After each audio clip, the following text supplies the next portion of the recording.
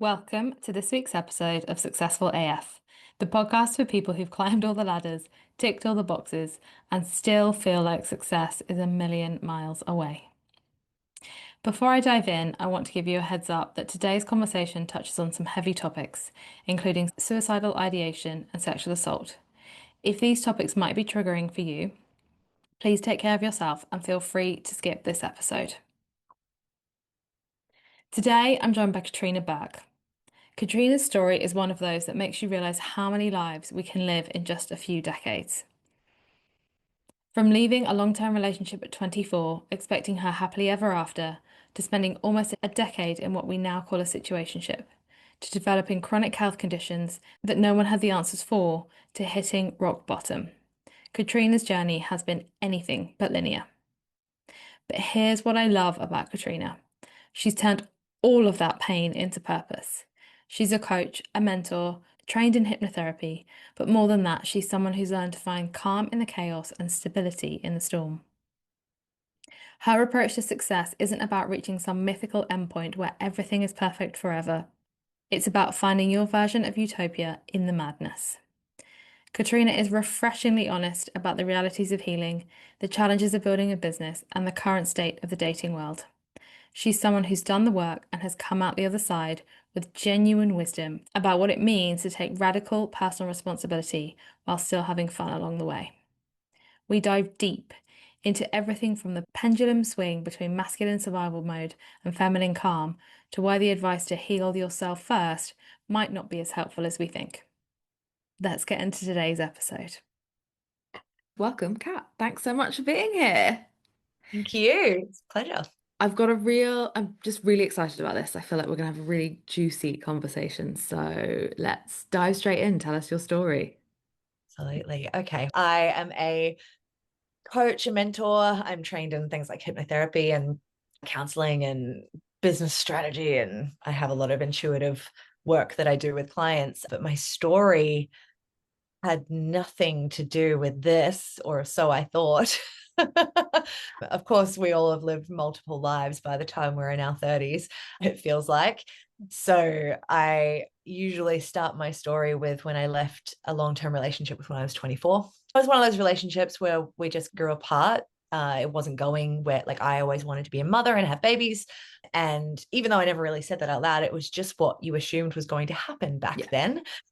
Back then, because I'm 37 a while ago. And it didn't, unfortunately. And it wasn't going that way. So I left. And instead of being plunged into the happily ever after, here's your person, it's all going to work out now, I like to call it a spiritual assignment. I It love was that. like I was woken up to what I was really here for in this life. And I fell straight away into what ended up being a situationship, we now call them. We didn't call them that back then, so I had no idea what I was in. For almost a decade, I gave to that and was pushed and pulled by that. In the midst of all that, I developed a bunch of chronic health issues and illnesses and just things that no one had answers to back then. Again, like in the last 5, 6 years, we've gotten a lot more speak and labels for things and explanations for things and solutions as well, which is awesome. But back then, nada. So we're just flying blind through all these problems. So by my late 20s, I was still not married with babies. I was sick. I was broke. I was miserable. Like, I had friends, but they weren't ever really the kind of friends who'd be there for you. And I hit rock bottom. I started becoming suicidal, which scared the crap out of me. Yeah. Like, anyone who's had, and many, many people, we obviously know that many men have suicidal ideations, but so many women do as well. But the male and female brains work differently. I knew I couldn't do it because, of course, the female brain starts thinking of how it's going to affect everyone and what does everyone else need and all of that. So I knew I was never going to go there and go all the way, but God, I wanted to. I did not recognize this world and the way that people behaved and the way that we treated each other. It was heartbreaking. And that rock bottom, of course, was a real turning point. And it was after that moment that I stepped back from a lot of things and they all fell away, which is depressing. But I started like a YouTube channel. I started a yoga business because I was trained in yoga at this point. All of the sickness led me to all of the holistic health that I got into, and yoga and the mind. And I moved to Indonesia as a strategy for this business I'd just started. And I started collaborating with some health products, like natural health products that had changed my life. So I feel like once I was able to give myself a physical breath of fresh air, I could start going, okay, what's underneath this and what's underneath that, whilst also building an audience and building a business. I feel like I've been sent here to show that you can have chaos constantly all the time and learn how to soften and be stable and create your version of success anyway. Turning pain into purpose, I call it. But after living in Indonesia for a year and a half or so, fate stepped in again, and that situationship resurfaced and threw a spanner into my life that we can go into later, but that had me end up being in Australia, not Indonesia, just for a moment in time when COVID hit. So I got stuck in Australia for 3 years. Wow. Okay. Essentially, I was in an Airbnb when it was all going down, and I'm like trained in natural health, has had just had this huge health glow up of my own naturally. And I'm like, surely this won't last. And of course, the Airbnb owner had to lease me the Airbnb Wow. eventually because yeah, and I didn't get support from the government there either. So I had to get a cleaning job to support the business. It was wild. So all of that was happening. And at the same time, yeah, the guy that had come back in disappeared just as fast, leaving me with a whole bunch of new layered trauma. So I decided just to throw everything at healing. And for the next 3 years, while I was stuck in Australia, I couldn't get to my family. I just was like, how much healing can I do? In my mind at the time, I was like, I can just, if I do all of it in every way, I'll heal it forever and then we'll be good. And then I'll get to get married and have babies. That was the contract I made. It's not exactly how it works, but it was beautiful because I learned so much. And I also learned so much of what really isn't helpful. I went down every rabbit hole of self-development, spirituality, healing you can possibly imagine, and found the most valuable pieces I find that seem to work simply and also for everyone. And I noticed this because I noticed from all the people I was learning from and all the other people I would listen to, it's like it all started to make sense. They were all talking about the same things that they'd done. And then finally, a few years out of COVID, I started having success in business about 7 or 8 years in. Brilliant. And like I'd never started out in business to have financial success. I had no idea you could make 10K months. That was not even a thing. It was I wanted to help people and I wanted to help them get out of pain because that's what I was learning how to do over and over again. It's never that overnight success. There's just a moment that really it starts to click and you're all set up because you've done all these years of trial and error and preparation, even if you have no idea where it's heading. And it was really beautiful. It was funny because at the same time as the business started blowing up, I was coming out of a 5 month relationship. I don't even know if I can call it that because he apparently wasn't calling it that, even though we made agreements together. It was one of the most mind-bending experiences I've ever had because it turned out he was lying to my face every time we talked about us, and he had a whole other relationship going on. Said he was at work, wasn't at work, was dating someone else, Wow. like wild. And I found out all of this months later after I'd left him because he said he wanted to start seeing someone else as well. It was weird. I found this all out while the business was booming, and it kind of started booming because I did like relationship glow up videos, and that obviously is super relatable. So it was wild. It's like everything's, I think there's this, there's always been a covert contract of mine that along the whole story, at some stage, it's going to be a moment where things are going to click and everything's going to be good forever. That's it. And of course, that's not it. Everything's always going to be marred with contrast, and we wouldn't want it any other way. And I think in the years of business doing great and all the challenges that came with that Mm. were totally unseen. I think I really learned, okay, it's not about this ultimate beautiful thing that is solved forever. It's like, how do I find like utopia in the madness? How do I find stability in the chaos? and how do I try to have fun a lot more and chill out a lot more. And through all of these years, I was studying so much about human behavioral psychology and the mind and the way why we do things. And then I got into spending a couple, because of all the heartbreaks and relationships that just never eventuated to anything. I was like, what is going on with men and women? Mm, Years studying the crisis of mating right now and the division against men and women. And it just, that I think broke my heart more than anything, what's really happened in our world. And it's honestly something that I'm dealing with a lot of grief with right now, because mm, I'm trying to recreate my hope for my dream yeah. amidst all data I have and this huge audience of women who are going through the same thing. So I'm holding all their stories and all the things they're going through. And this isn't an against men comment either, because we have screwed men over, men and boys.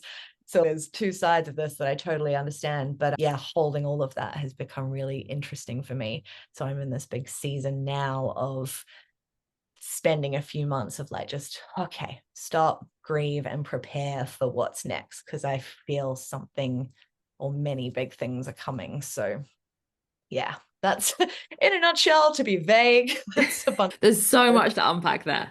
The one thing I want to call on first is what you said about that finding the calm in the chaos and that's never reaching the forever point. I think we're really sold this panacea of like when this, and I know for myself, it was always like when I lose weight or when I have a boyfriend or when I get the promote, like I'm gonna be happy then. And we put our happiness on hold almost because we're like, oh, I'm striving and I'm okay. And then that's when the chaos comes in and it's such a strong narrative, but we have to break these things in order to find the joy in the moment and find the fun on the way because you never get there, right? Like there is no end point unless you're dead, and then well, that's the end point, and no one really wants to rush towards that. Exactly.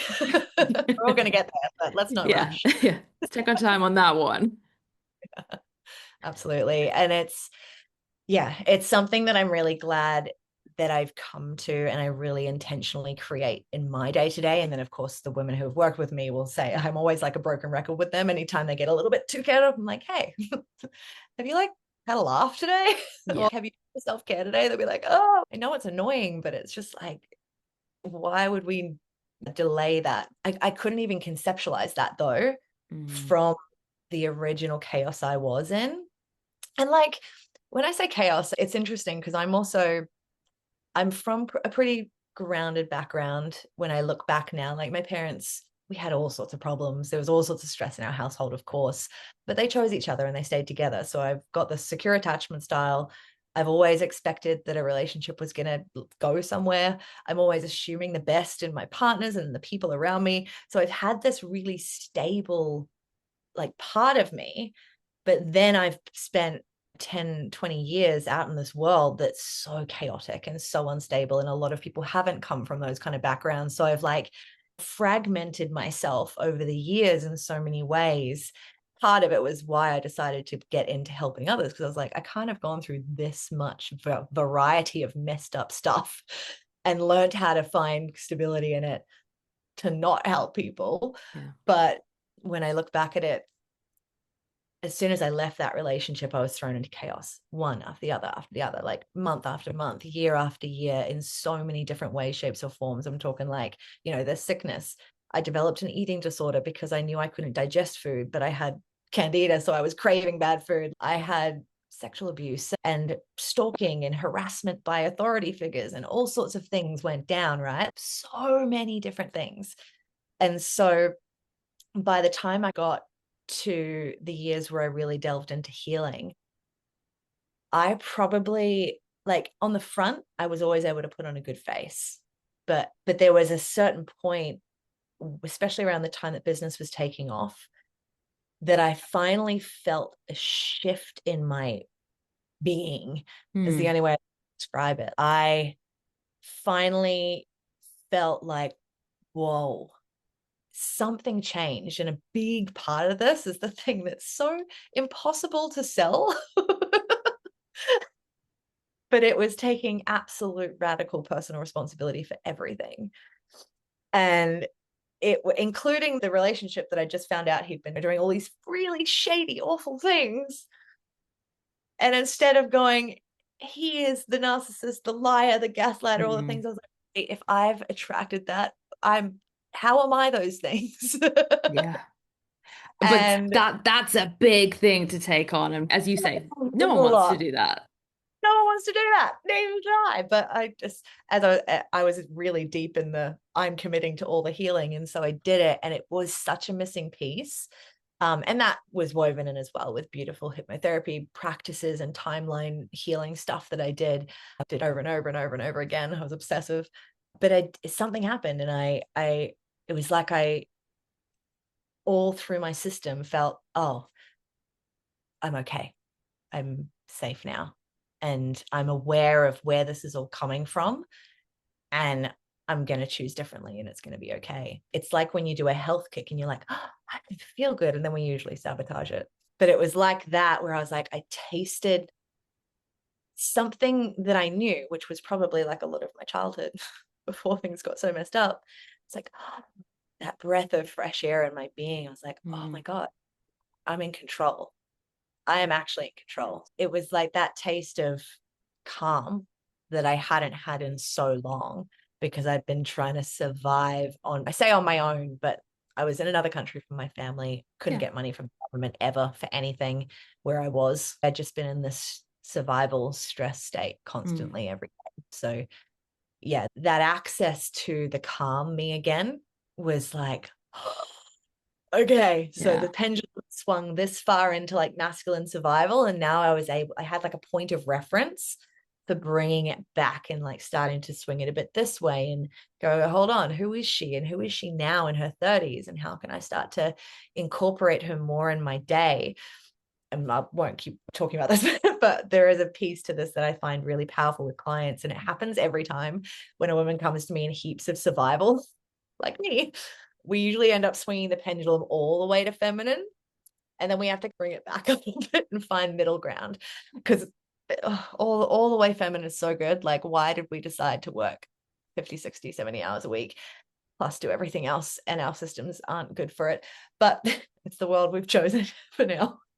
But it can be really addictive when you Yeah. access that pure state of feminine calm. Just there's a power in kind of experiencing the full side of both and then going, okay, how can I bring it into center throughout the day more often? So if I feel myself swinging to intense action solutions at go masculine, I can go, hold on, maybe I could just take a breath or have some water, or I can do a little dance or create something or whatever, and just incorporate a bit more of the feminine, so we start bringing the pendulum more into center.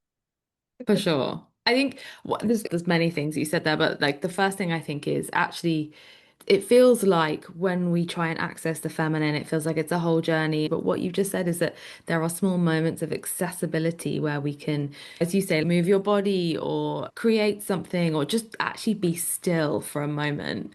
And you chose to heal, you chose to do the work. And that is an incredibly confronting thing for many people. It would just be so much easier to like sit in front of Netflix and rot. And it's a real commitment to continuing to show up for yourself because no one's giving you any gold stars for this. And it comes back to that success thing. Actually, success is feeling and coming home to myself.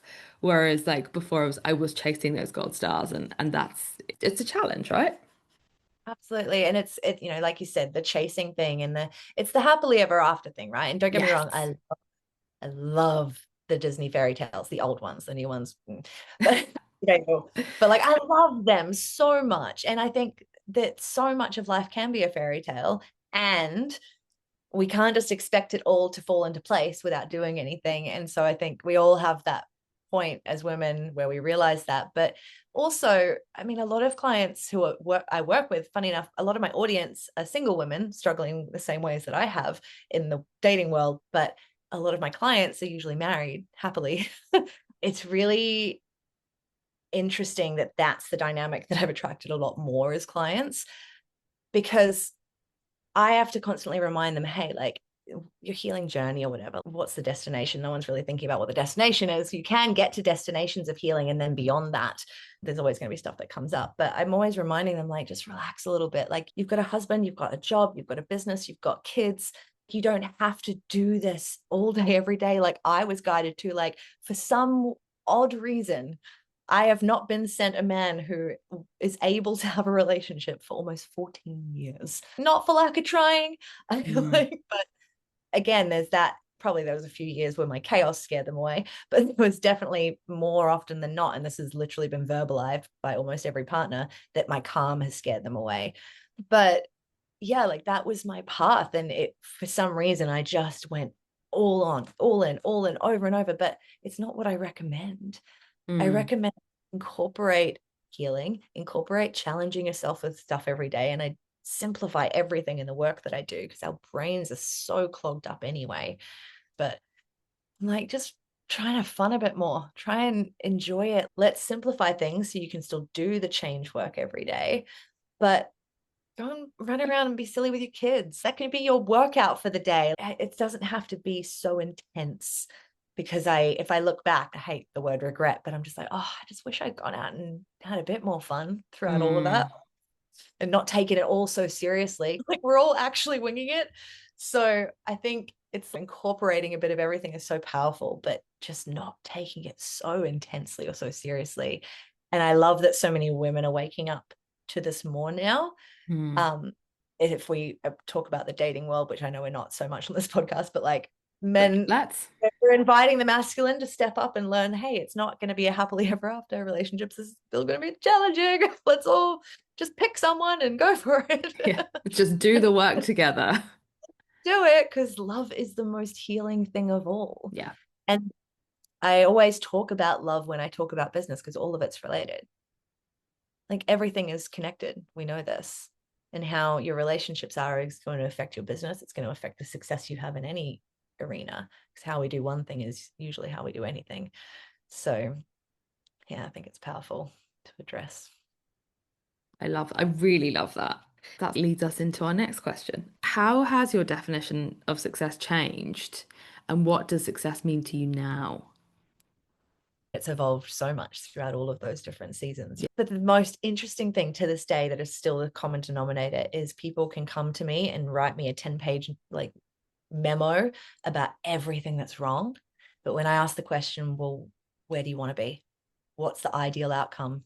It's like a one-word answer. It's like peace, happiness, like love, abundance, these ones. And yet, then if I dig a little deeper, I'm like, well, what is that for you? And the thing I love about what I've learned to do is I love to combine the woo-woo, like the spirituality stuff, with the science stuff. And it's all the same. They all talk about the same thing. And if we go more scientific for a second, like the way we program our brain is how we find evidence of what we see in our life. And if we're all programming our brain to not see what we're wanting to create, it's going to constantly feel like we're just losing our mind and not getting to Yeah. where we want to be. To your question, though, I think I'd never even thought about success as a concept until recent years, because I never thought about having a business. I literally always thought that I would meet a man and we would have babies and I would look after the home. Maybe I'd work, maybe I'd teach yoga, maybe I'd support him in his work. And it just kept not happening. And so I kept having to figure out, okay, well, if I'm going to have all this time, like I could do all the toxic stuff that I see a lot of people doing, or I could do something that I'm proud of that aligns with me. And it was actually a lover at one point, or past lover, who was one of the other situationships, darling man. He called me out at one point and he could see how miserable I was, just not having met someone or not having someone actually choose me back. And he said, if you, and this is one of my most viral videos, you've probably seen it, but he said, if you never meet your person or get to have kids, what would you want your life to have been about? And I was like, oh. Yeah. Mm-hmm. I was like, I knew enough at that time. I was teaching about triggers, and I was like, oh God, that means it's got a teaching for me. But he was right. I was like, why am I spending my time and my money and my energy like trying to look perfect all the time and trying to go and be in these places and meet guys? And this was before dating apps were really taking off, even though they've been absolutely horrific for me the whole time. But it was so powerful because I was like, he'd always said to me over the years that we'd known each other, he was like, you're going to be like a famous writer or a leader or something. And I was like, dude, I just teach yoga. What are you talking about? I don't know where he got it from. He still can't really remember what I said to make him think that. But it was, yeah, really powerful. And I then made it my obsession after that point, build businesses and learn how to build websites. And there was a lot of, you've got to act as if you already have it energy. I didn't know anyone doing anything that I was looking into. I didn't know anyone who was doing coaching, didn't know anyone who was doing online work at all. I just started having this like realization, especially at that rock bottom moment of, I want to be a mother and I want to raise children and I want to be a present wife to someone. How the hell am I going to do that while I am sick and no one has the answers, and while I'm working my ass off for one of the biggest companies in the world and still making just above minimum wage? I'm miserable. Everyone's bullying each other at work. It was just awful. There was a moment I bought these, this is so silly, but I bought these overalls. They were so cute and I looked so great in them. And I was sitting at the cafe learning how to build websites on my laptop just because I was like, I'm just acting as if I already work for myself and didn't know anyone who was doing that. And I just was like, I don't ever want to have to change out of these overalls and put on a uniform again. I want to be able to work for myself and sit in cafes and just, I don't know, do stuff that inspires people. And that's all it came from. And then I just kept following that thread and following that thread. And again, luckily, I didn't have anyone to compare to back then. The only Mm. people I had to compare to were kind of way too far ahead. They were like my mentors, like Tony Robbins. Preston Smiles was one of them at the time. He was really blowing up, and his partner, Alexi Panos. And there just wasn't really anyone else doing it. And I'm sure there was, but in my sphere. And I think that was really powerful for me because there was not really seeds of doubt. I was just this crazy delusional person. I lost like every friend I ever had because they all thought I was insane. But for me, I guess at that time, success was really just following that thread of like, what if I could? And what would that feel like? And what would I be incorporating into the day? So, like, we're still working full time. I still had to. I was so sick. I was like, fibromyalgia spasmed out, like, no meds were helping. But I would still get up and I'd take myself down to the cafe and I'd order my long black and I'd sit there on my laptop and just do stuff.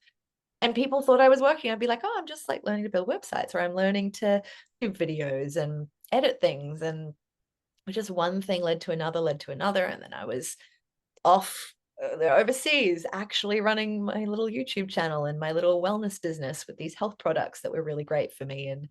And it wasn't until kind of I got a, luckily from that beautiful health company. Anyway, these products saved my life, and to this day I take them every day. They're literally just natural stuff that just helps your body be healthy. But I also got so much free education through this company from all of my mentors. So I never had to pay Tony Robbins a dime. I never had to pay any of these let's down, like all these motivational speakers I'd looked up to were coming in and training us for free in this company. I just That's got so, incredible.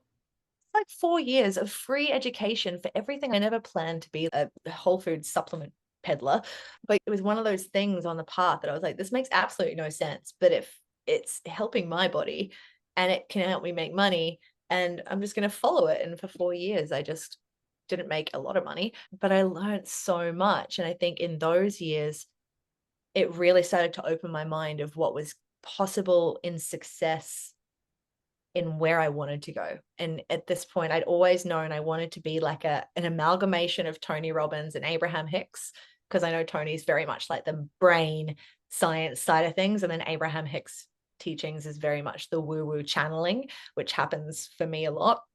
And I was like, I want to be like a mix of the two of them.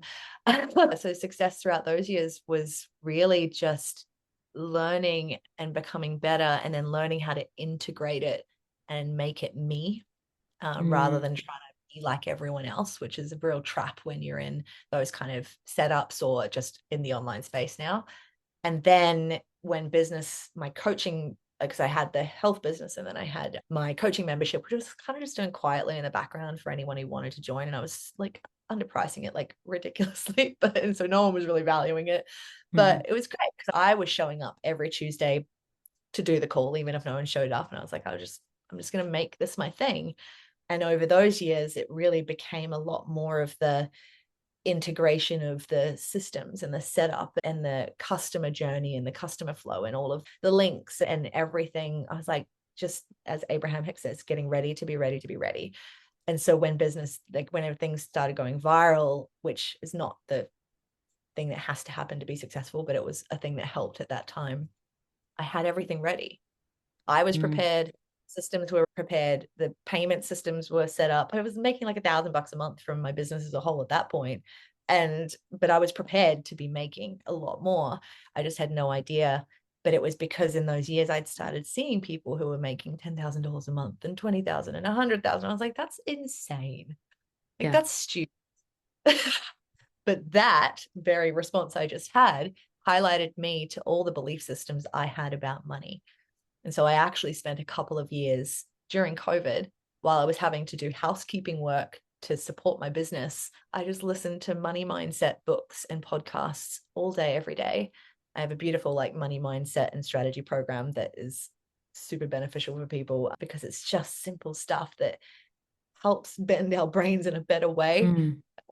Money, which is energy, which wants to come to us all the time, but we block it in so many ways. And one of the biggest things for me in relation to success was I have a huge belief in my consciousness passed down through many generations that rich people are evil. How many Mm-hmm. times do we, because if I believed that, and if my parents believed that, then if I became wealthy, my parents would hate me. Is it obviously not what would happen, but No, no, like no, that's but it makes sense, right. right? The Yeah, brain is like, protect, don't yeah. go there. Yeah. Don't go there because everyone will hate you. Hmm. Even though most people who have good intentions know that money is also a tool and it allows us to become more of who we are. And one of the biggest things in the work that I do as well is I want all the good people to be wealthy so we can finally make some good changes. But yeah, there's a huge like resistance against wealth specifically in the success world for so many people who are struggling with their success. What is success for me? So off the back of where I started, and I do these big weaves, but when I started talking about those one word responses from people, like I just want peace, I just want love, I just want success. It's like, well, what is that specifically? Write me a 10-page memo in gruesome detail with every sense used on what that is. Like, tell me about a whole day in detail on what that is for you in your body, in your surroundings. What does your face do when certain things happen? Like, how does it feel? Because when you can tell me that, most of your problems are going to be solved because you're just going to start seeing it show up more, or at least start seeing the pathways show up for and those little windows opening and the threads opening. The whole food products that popped into my life just in the right time when I started changing my story and the depths of sickness. It's a really fun one to play with, like getting really clear on and detailed on your definition of success or whatever it is that you feel you don't have that you want, and just continuing to go into that because it's the allowing yourself to act as if, which is essentially choosing to feel like it's done more than you're choosing to feel like it isn't. Yeah. And that literally tricks your brain, tricks, programs, wires, and your reticular activating system. I love it, the RAS, to find evidence of the pathways to it in the world. And then you follow them. Yeah. So beautiful, so powerful.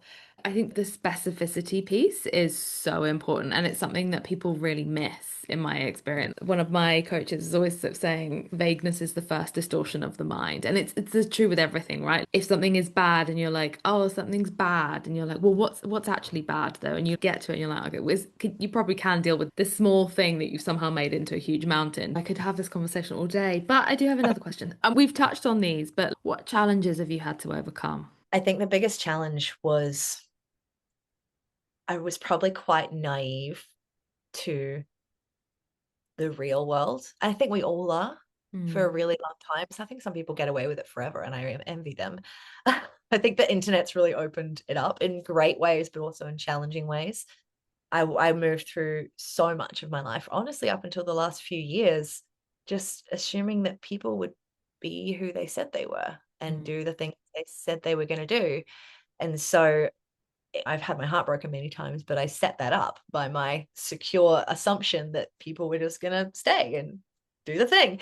So I think that's been really, and not just relationships, but like friendships as well. And especially when people get quietly triggered by something, a lot of the times they don't even know what they're being triggered by. And we just, instead of going to that person that we're uncomfortable with to talk it out and actually work out, hey, what actually happened, when a lot of the time nothing's really gone wrong. Mm. Instead, we usually create a whole narrative in our head. We go talk to mum, auntie, best friend, anyone other than that person. It gets heightened and dramatized and blown out of proportion. And then usually those people don't talk anymore at all. This happens a lot in relationships as well, which is, yeah, a whole thing. But that really, I think, has broken my heart in many ways, that we don't communicate because we've not learnt how, and that's no one's fault. So that was a big one. And just on that, I will say, because it's coming through, like, I think there's something really powerful in our generations that doesn't get said enough. So there's a lot happening with this big blame piece on parents of the last generation or two. And I get it. Like, I've worked with people who have been through some of the most traumatic, horrific things with their families. And if I were to put myself in the shoes of my parents, or parents who have been horrific to their kids, with the upbringings that they've had, with war times that's been suppressed and then projected, and famines and horrible, like, things that we in this lifetime would never imagine going through, has just been gone through and pushed down and then leaked out into a little bit of abuse and a little bit of bad things said to a child. None of them knew what they were doing. They were doing the best they could with absolutely no awareness, just trying to get through. God, seeing things and experiencing things that I cannot fathom. And they didn't have the access to information that we have. Or, and people like to complain about this day and age, but we have everything. Like, we don't have to lift a finger. So this is why I think that so much trauma is coming to the surface, because we've created enough space and stability to be able to have it come up.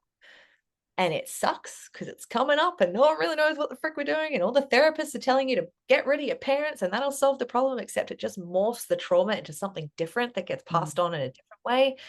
So I think our war of our generations are with the programs that have been passed down. And instead of making them bad or wrong or someone else's problem, going, hold on, these are programs, belief systems, things in my body and my nervous system and my brain that inform the way that I behave and move through the world. And if I change them, I change the whole thing. And it's not easy. And it's so much easier to blame someone else. And there's a whole industry right now monetizing that pain and getting you to blame someone else.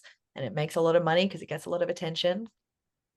But if I can invite anyone right now to go, hold on, you don't have to forgive, you don't have to let things go. It doesn't make anything right. But it's like, what if it's coming up for you because you're the one who changes everything? And it doesn't just change it for everything moving forward, but it actually starts to heal all the stuff that they weren't able to, that they had to carry unconsciously. Like, the healing I've seen in families, in parents, in children, in my family, to see my parents just come to so many wild realizations because I've done change work. Mm. It's insane. So I think, yeah, it's a heavy one because, yeah, the victim energy is loud because it's been really weaponized to make money. I Yeah. think, I believe, and I've witnessed, especially in the last few years, as everyone started to monetize the therapy space. But I invite people to realize that if you've been a victim, it's your initiation to be the victor, like, to create so much incredible change for you. And a side effect is that it creates change for everyone around you. So yeah, I don't know why that came through, but that's that's that. No, I think it's about the for you piece, right? It's about choosing yourself first and whatever falls out of that, fab. But like it's You're so right. Like the victim mentality, the victim mindset, like it's peddled as a big, or you're not wrong, everyone else around you was wrong. If I could choose that, my God, I tried on occasion. But like I said, I'm on some kind of weird spiritual assignment. It was like Zeus came and like struck me down if I ever tried to be a victim for too long. So Like I that will didn't get do. away with it. Yeah. Here's Yeah. 10 more chronic illnesses because you played a victim for a while. So I don't get to do that. But yeah, I think it's a powerful time. Mm, Um, and I know I at least noticed that in the spaces where victim mentality is heightened and almost celebrated, like everyone wants a victim story now, you'll notice that the people leading those spaces or in those spaces aren't leading very happy lives. They're not physically healthy. They don't have usually happy relationships. And that's what I started to notice, especially in the health world that I was in. I was like, wait, where are the people who have had what I had and solved it? yeah. Who have been where I've been and solved it. And I found them and I joined them and I hung out with them, at least virtually, because usually you couldn't do it physically, Yeah. especially. But yeah, I think it's a potentially going to be a really beautiful time. We're just in a big clinch point. Big transition period, but change can be good. Yes, it can. Yeah, I think it's one of the things I always say to clients because I think there's been so much great stuff about it, all of this age of information available to us. We've learned so many great things from therapy culture, from healing spaces, but also there's a lot that's limiting. I think there's been so much beautiful things coming from that space. And like you said, it's definitely about choosing yourself. And there's definitely a heightening of a collective buzzword that everyone is going to get upset about, narcissism. I always say, because we're all self-serving. People don't like to hear this, but we're actually all narcissistic at the end of the day. The True. definition of the word narcissist is to have an overwhelming sense of self-service. And like just look at COVID and the toilet paper thing. Like at the end of Yeah. the day, when it comes to serve, when we are pushed into our animal instinct, we will choose ourselves. Yep. So it's a thing. And when you actually admit that, then it's like, okay, how can I be self-serving and help others Mm, rather than serving against others or making other people these horrible people. And that's my piece on that because I'm like, if you can start to go, hold on, self-love and service, like my self-importance and serving others. Like, how can I call it like remember the infinity symbol. It's just like self-care, service, self-care, service. Find that you're incorporating both of those throughout the day. And that's like the magic sauce because we can swing so much into the self-love, me, which is technically narcissism. true. It's not a bad thing. It's not a Yeah. bad thing. You need it to survive. Like we would not be here after all these millennia of time without that part of our psyches. But yeah, how can you incorporate it with how can I help someone else today? How can I smile at a stranger today? How can I build a program or help someone with their groceries or whatever it is, like, and incorporate those two? It's a really powerful thing. It's also, interestingly enough, a way to, like, we've all heard of the law of attraction, but there's actually 12 tried and tested laws of the universe that no one else hears about. But they're all really powerful. And if you're incorporating them to your life, like you'll become like a magnet to everything.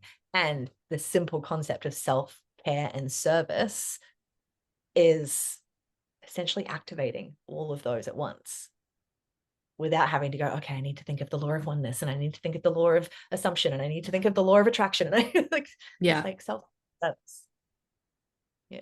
And I think that there's something really important in that. A couple of years ago, a client, beautiful woman, she came on a call. We just finished her contract and she had these wild, incredible breakthroughs. Like, and she said to me, I know that you give so much to us and you work so hard for us, and all you really want is to be a mum. And she said, have you ever heard of the story of Abraham and his wife, Sarah? So I'm lapsed Christian. I love a lot of aspects of religion and I'm really healing my religion wound these days because I think that's a whole rabbit hole I could go down. But I think we've thrown out a lot of the baby with the bathwater with that one. But she told me this beautiful story about the wife of Abraham. And Abraham was one of the figures in the Bible who essentially had to build the whole new world. And his wife, Sarah, was always there supporting him to help with this, and they called her the mother of nations, and she was barren. She couldn't have children. And it was always miserable for her because it was all she ever wanted to be. So the world community, whatever, called her the mother of nations. And she was eventually gifted a child in her old age. In back then, in historical times, their old age was 90. They were still having children. That's again, it's a rabbit hole. But she said she was gifted a child eventually, but so much of her purpose was being a mother to everyone. And my client said, she was like, you're a mother to all of us, but you're also mothering our children through us. She's because her children had been returned to her. And then I've had similar comments from other. And I was like, that is really beautiful and a good reminder, because it's like there's so many women who yearn to be mothers, and most women feel it at some stage, especially if you come off birth control, which is basically turning off that awareness. But yeah, that yearning, but then that fear and that grief of like, but what if it doesn't happen? Because there's a lot of people it doesn't happen for, and there's going to be a lot of people it doesn't happen for, just because of the dynamics of the world right now. But there's this whole piece of the feminine that's not being fulfilled necessarily. And I always like to remind myself, but also others, there are so many ways to be a mother. Because what is a mother? She's the nurturer, she's the giver, she's the one who loves, she's the one who gives and supports others and is this service, right? So yeah, I think that's a powerful part of why I'm here. Thank you for sharing it. It's an incredibly powerful story. It comes back to that end point, right? Sometimes it can look quite different, and it's quite hard to accept that difference because you're like, no, no, no, but it needs to look like this because this is the picture I have in my head and this is what it needs to. And then when something else comes along, and I know I'm really guilty of this, I'm like, no, no, no, but it's not that yet. And I'll be like, I want something to happen, and it'll come a very different way. And I'll be like, no, no, no, but that's not how it's meant to happen. So I'm gonna wait. It's that like the end goal thing. Yeah, it's like that fable of, I don't mean to be using religious terminology, but anyway, That's where it's we've coming. gone. There we go. But like the fable of like the man who's like drowning in the river, and he's like asking God to save him, and I then the love this helicopter story. gets sent, and then he's like, no, no, no, God will save me, and then he goes to heaven, he dies and goes to heaven. He's like, why don't you save me? He's like, I sent you a news report, a helicopter, and a boat.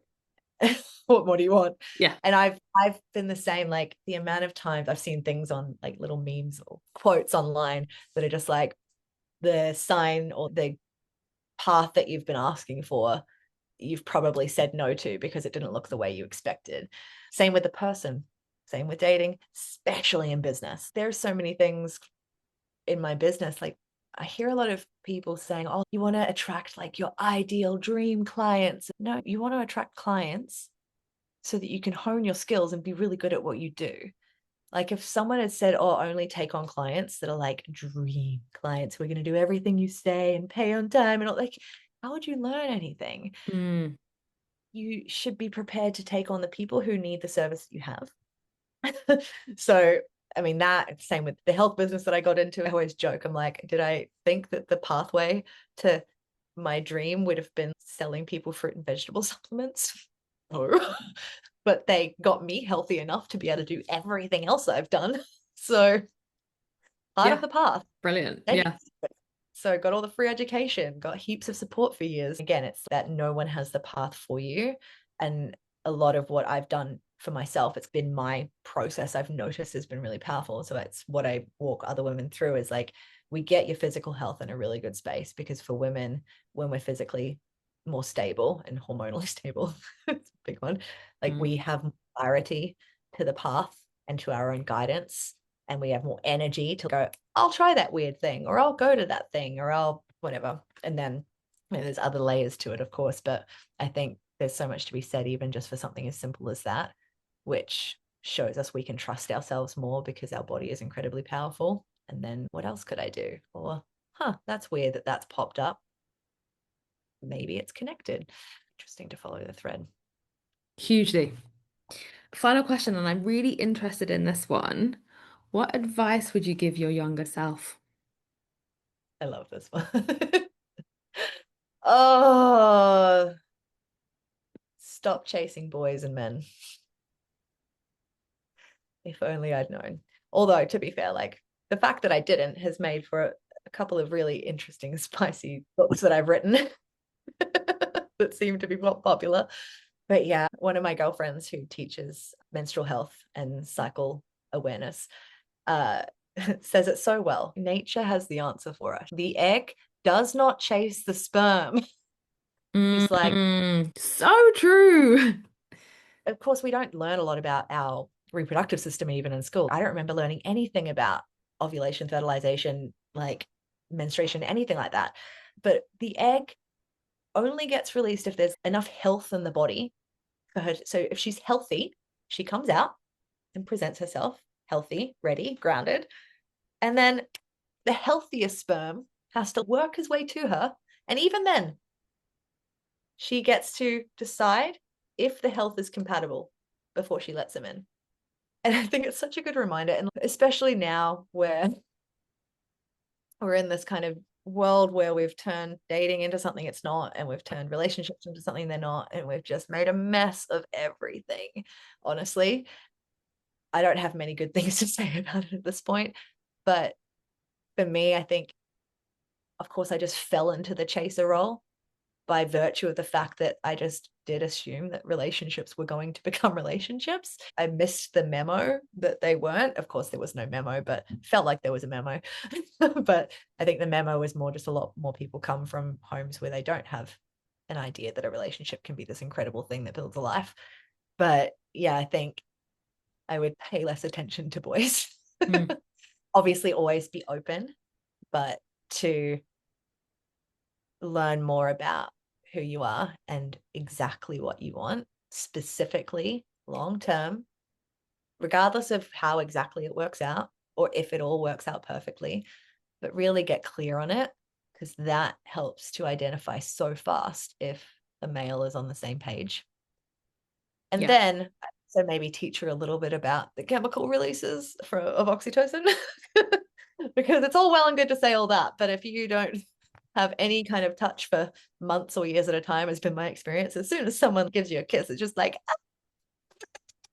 So I Yeah. think that's a powerful piece of education for my younger self, at least, to be like, okay, just because he's kissed you and you're releasing all these good chemicals in your brain does not mean that this deadbeat of a man is going to be your husband. Yes. So I would teach her a lot of the things that I've learned, especially in regards to relationships, about clarity, about chemicals and hormones when it comes to interactions with men. I like one of the biggest things that weirdly got me into coaching was learning about quantum entanglement and sexual energy and the chemicals that women release different to the chemicals men release in intimacy, and how they essentially the reason we get driven apart was the time. But that was just mind-blowing for me, because I was like, this explains so much of my life. And if I'd known this, I probably wouldn't have chased so many things like I did, or just assumed that so many things would stick around like I did. Yeah, it was a powerful, powerful piece of education for me as it pertains to relationships with men. And I probably could have done all sorts of interesting more things in my life with that time, or have probably called in a partner a lot sooner. But all of it was meant to happen this way, and I've still gotten a lot done. And on that note, where can we find you? So if anyone's listening to this episode and is like, I 100% need your teaching, I need to work with you, where do we find you? We can link it all in the show notes, but just tell us where we can find you. So it's Katrina Burke on Instagram, Facebook, I think YouTube as well. I haven't been on YouTube for a bit, but it all got a little bit too exhausting whilst also holding clients. But yeah, just Katrina Burke. And yeah, a lot of the different spaces are different. So Facebook's a lot more just general mindset posting. And then Instagram is definitely a lot more focused around love and relationships and leadership, which maps into everything. Of course, I seem to attract a lot of women who have businesses, and I have whole business programs, which are great. But I do talk a lot more about love and relationships and my stories from the past, especially from the books, which are salacious and juicy. Great. It's all there. Amazing. Thank you so much. This has been, honestly, I feel like I could talk to you for the rest of the day, but we will, given that it's like your nighttime, we'll let you go to bed. I really appreciate your time. And yeah, thanks so much. Honestly, I've learned loads. So I'm sure everyone else will too. So much, and it's likewise. Thanks so much. Enjoy your evening and then, yeah, your weekend. Thank you so much for listening today, and a huge thanks to Katrina for being so beautifully vulnerable and honest with us. There were so many moments in this conversation that hit me right in the chest. But I think what struck me most was Katrina's insight about never reaching that mythical forever point where everything clicks into place permanently. The whole idea of putting our happiness on hold until we lose the weight, get the boyfriend, get the promotion is such a trap. Katrina's journey from chaos to finding calm, not by eliminating the chaos, but by learning to be stable within it, is true wisdom. I loved Katrina's definition of wealth as well-being. Success isn't about accumulating money or achievements, it's about maximizing your overall well-being in whatever way that looks like for you. The biggest takeaway from me is Katrina's reminder that we are all our own coaches. And whilst it's helpful to have guides who can point out our blind spots, ultimately we need to learn to trust our own guidance and love our own path. Because no one else has walked your exact journey and no one else holds the map to your specific version of success. If this week's episode of Successful AF has resonated with you, I want to hear about it. Drop me a line at successfulafpod@gmail.com. I'm always looking for inspirational people to join me on the pod, so if you know someone who you think would be great, nominate them or yourself, and please do like and subscribe. It really does help, and I appreciate you being here. See you next week.